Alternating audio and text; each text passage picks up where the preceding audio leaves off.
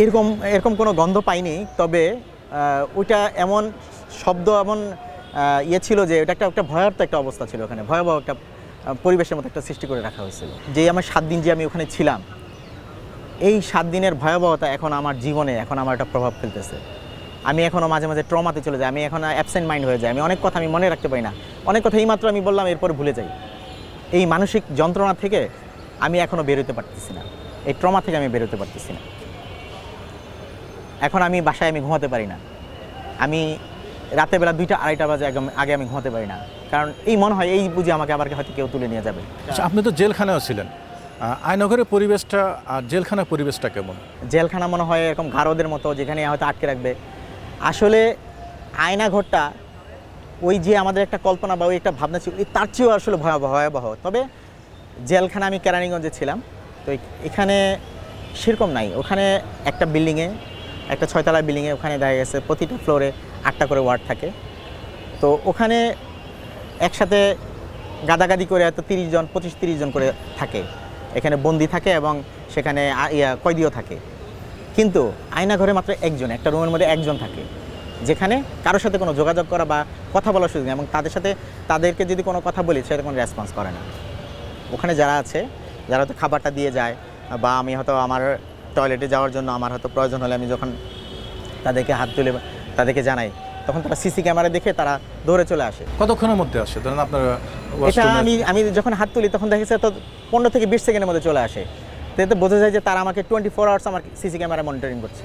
টয়লেটগুলো কেমন ছিল? আপনি তো টয়লেটগুলো একটা ছোট্ট একটা টয়লেট ছিল, ওই টয়লেটের একটা হাই কমোড থাকে ছিল, কিন্তু ওই হাই কমোডে মানে ওই দরজা লক করার মতো কোনো ব্যবস্থা নাই। প্রতিদিন একটা নির্দিষ্ট টাইমে এসে তারা আমাকে গোসল করার জন্য নিয়ে যেত, এবং গোসল করার জন্য নিয়ে গেলে ওখানে আমাকে গোসল করে আমি আবার ওখান থেকে আমাকে আবার ওই চোখ বেঁধেই আমাকে রুমে। টয়লেট এবং গোসলখানা কি একটাই ছিল? একটাই ছিল। সেখানে কি আপনাকে, এবং ওই টয়লেট থেকে বাইরের দিকে তাকায় দেখার মতো কিছুই নাই, বাইরে কিছু দেখা যায় না, অন্ধকার। আমি দেখে, মানে রুমের মধ্যে আপনি আলো পাচ্ছেন? হ্যাঁ। রুমের বাইরে গিয়ে আপনি আলো পাচ্ছেন না? হ্যাঁ, রুমের বাইরে কোনো আলো নাই। টয়লেটের মধ্যে আলো আছে, টয়লেটে আলো আছে, কিন্তু ওইটার বাইরে আমাকে যখন নিয়ে যাচ্ছে আমাকে জিজ্ঞাসাবাদের জন্য, তখন তো আমি চোখ বাঁধা, ওখানে আমি কিছু দেখছি না। হ্যাঁ, 7 দিন তো আপনি ছিলেন, সেখানে কি আপনাকে ট্রিটমেন্ট করা হয়েছিল কিনা? আমাকে ধরে নিয়ে যায়, তখন আমার জ্বর এবং ঠান্ডা কাশি ছিল। ওই অবস্থা আমাকে যখন নিয়ে যায়, তখন আমি প্রচুর আমার জ্বর এবং ঠান্ডা কাশির কারণে আমাকে নেওয়ার পরপরই আমাকে তারা ওষুধ খাওয়ায়। তা আমি ওষুধগুলো খেতে আমি ভয় পাচ্ছিলাম যে আমাকে যে ওষুধগুলো দিচ্ছে আমাকে কোনো পয়জনাস কোনো কিছু দিচ্ছে কিনা, যে এটা আমাকে মেরে ফেলার জন্য। পরে ওখানে যে ডক্টর এসে আমাকে প্রতিদিন একবার করে চেক আপ করে যেত, আর তারা 3 বেলা ওষুধ দিয়ে যেত। এবং কি ওখানে আমার এই কাশি কমানোর জন্য এবং আমার করোনা টেস্ট করার জন্য তারা টেস্ট করেছে, এবং আমাকে করোনা টেস্ট করা হয়েছিল, এবং আমাকে 3 বেলায় আমাকে ওষুধ খাওয়ানো। আপনি বললেন কাশি, আপনার কাশিটার জন্য কি আপনার বিকট শব্দ হতো বা কোনো? হ্যাঁ, বিকট শব্দ হতো আমার কাশিটা আমি ধরে রাখতে পারতাম না, আমার প্রচুর জোরে জোরে আমি কাশি হতো, যে কারণে তারা আমাকে এই ওষুধ খাওয়ানোর পাশাপাশি আমাকে সিরাপও খাওয়ানো হয়েছে ওখান থেকে। আসলে আয়নাঘর যে একটা ভয়ঙ্কর একটা অভিজ্ঞতা আমার হয়েছে আমার জীবনে, আমি চাইবো না যে আমার কোনো শত্রুরা যেন এরকম কোনো অভিজ্ঞতা সে অর্জন করে।